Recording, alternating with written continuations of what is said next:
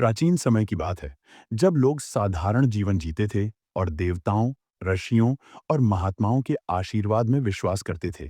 एक छोटे से गांव में एक लोहार रहता था, जिसका नाम धर्मपाल था। धर्मपाल एक मेहनती और कुशल कारीगर था, परंतु उसके मन में हमेशा यह सवाल उठता कि जीवन का अंत क्यों होता है। वह अक्सर सोचता, क्यों मनुष्य को मरना पड़ता है? अगर मृत्यु न हो तो हम हमेशा अपनों के साथ रह सकते हैं और संसार हमेशा सुखी रह सकता है। धर्मपाल की यह बेचैनी तब और बढ़ गई जब उसके पिता का निधन हुआ। अपने पिता की मृत्यु से दुखी होकर वह इस सवाल के जवाब की तलाश में महात्माओं और ज्ञानी पुरुषों के पास जाने लगा। एक दिन उसकी मुलाकात एक साधु से हुई जो गांव में प्रवचन देने आए थे। साधु बहुत ज्ञानी थे और लोग उन्हें महात्मा कहकर पुकारते थे। धर्मपाल ने उनसे अपनी पीड़ा व्यक्त की और पूछा, महात्मा जी, क्या मृत्यु को टाला जा सकता है? क्या कोई ऐसा उपाय है जिससे हम हमेशा जीवित रह सकें? महात्मा जी मुस्कुराए और बोले, पुत्र, मृत्यु जीवन का स्वाभाविक नियम है। यह एक ऐसा सत्य है जिसे कोई नहीं बदल सकता। परंतु तुमने बहुत श्रद्धा से मेरी सेवा की है, इसलिए मैं तुम्हें 3 वरदान देता हूँ। सोचो और चुनो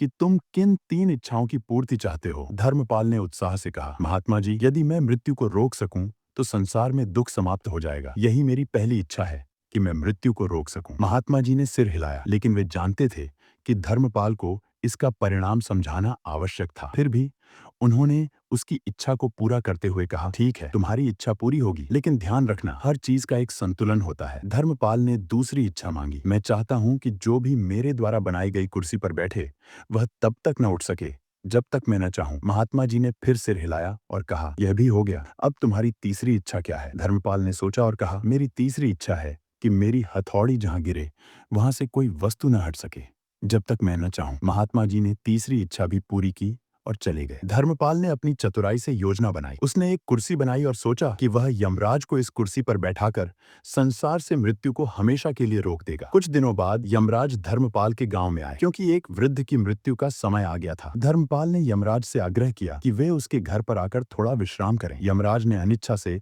धर्मपाल का निमंत्रण स्वीकार किया और जैसे ही वे कुर्सी पर बैठे वह कुर्सी के जादू में फंस गए। धर्मपाल ने मुस्कुराते हुए कहा, अब आप तब तक नहीं उठ सकते जब तक मैं न चाहूं। संसार से मृत्यु अब समाप्त हो चुकी है। धीरे धीरे संसार में कोई नहीं मरने लगा। शुरू में लोग खुश हुए कि अब मृत्यु का डर नहीं रहा, परंतु जल्द ही समस्याएं उत्पन्न होने लगी। बीमार लोग ठीक नहीं हो पा रहे थे, बूढ़े और कमजोर लोग कष्ट में थे और जनसंख्या तेजी से बढ़ने लगी। लोगों के पास रहने की जगह और खाने के लिए भोजन की कमी होने लगी। पृथ्वी पर असंतुलन बढ़ गया। धर्मपाल ने सोचा था कि वह संसार को एक वरदान देगा, परंतु उसे यह एहसास नहीं हुआ था कि मृत्यु जीवन का एक आवश्यक हिस्सा है। जब लोगों को यह बात समझ में आई तो वे धर्मपाल से मिलने आए और बोले, तुमने यमराज को रोककर हमारे जीवन में संकट पैदा कर दिया है। हम मृत्यु से नहीं बल्कि इस असहनीय जीवन से डरने लगे हैं। धर्मपाल को अपनी गलती का एहसास हुआ। उसने सोचा, मैंने स्वार्थ और अज्ञानता में यह सोचा था कि मृत्यु से संसार का भला होगा, लेकिन अब देखता हूं कि इससे संसार में और अधिक कष्ट आ गया है। वह सीधा यमराज के पास गया